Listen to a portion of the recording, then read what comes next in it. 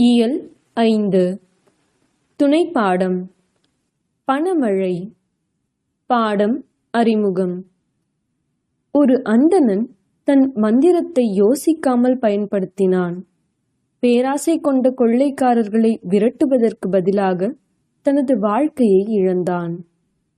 பேராசையால் அடிபணிந்து பேராசை பிடித்த கொள்ளைக்காரர்களும் சதி செய்து ஒவ்வொருவராக இறந்தனர். வாழ்க்கை மதிப்பு.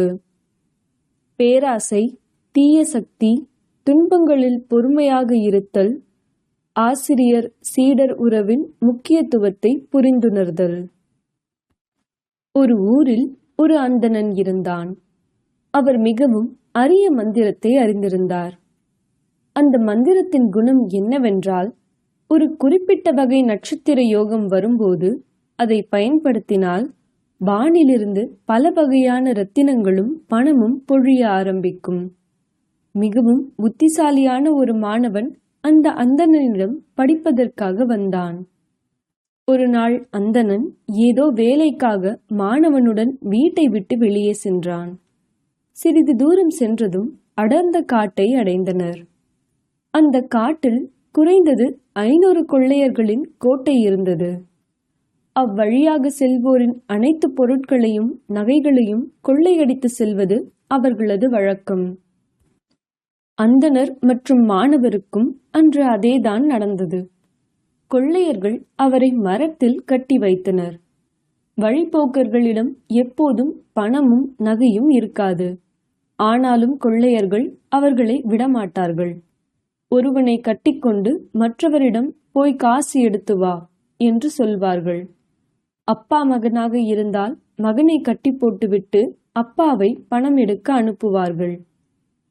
2 சகோதரர்கள் பிடிபட்டால் இளையவரை பிடித்துக்கொண்டு மூத்தவரை பணம் கொண்டு வர அனுப்புவார்கள்.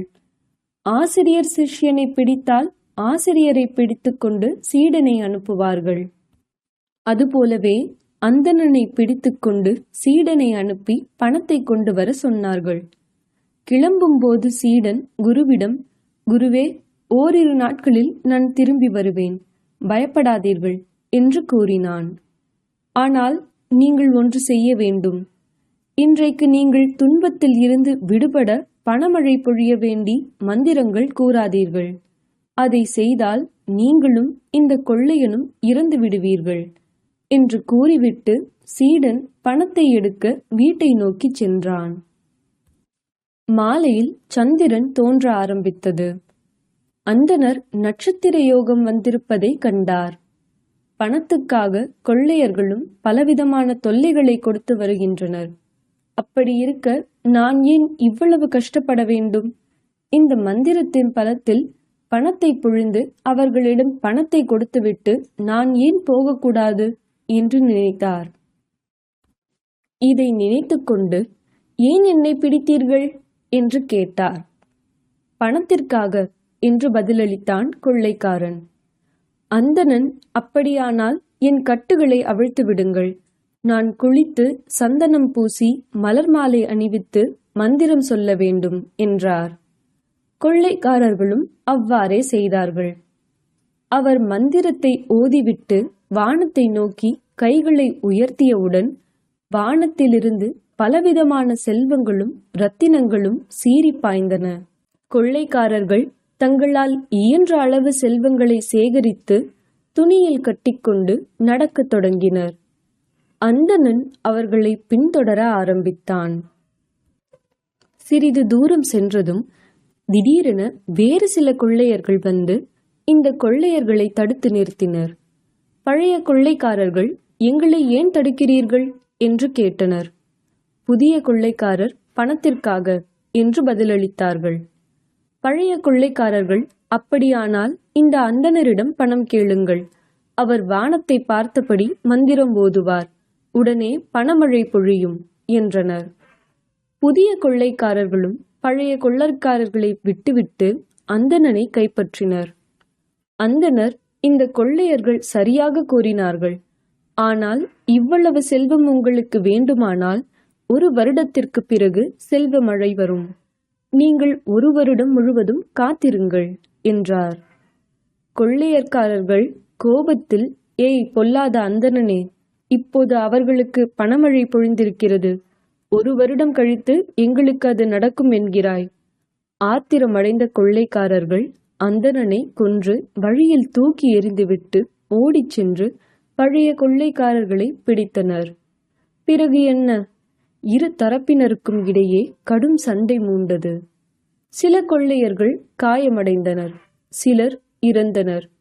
இறுதியில் 2 கொள்ளையர்கள் மட்டுமே எஞ்சியிருந்தனர். கொள்ளையர்கள் இருவரும் பணம் மற்றும் ரத்தினங்களுடன் ஒரு கிராமத்தை அடைந்தனர். அங்கே ஒரு மரத்தடியில் செல்வத்தையும் பணத்தையும் மறைத்து வைத்தார்கள். 2 கொள்ளைக்காரர்களில் ஒருவர் கையில் வாளுடன் மரத்தில் மீது ஏறி காவல் செய்ய தொடங்கினார். மற்றவர் உணவு எடுக்க கிராமத்தை நோக்கிச் சென்றார்.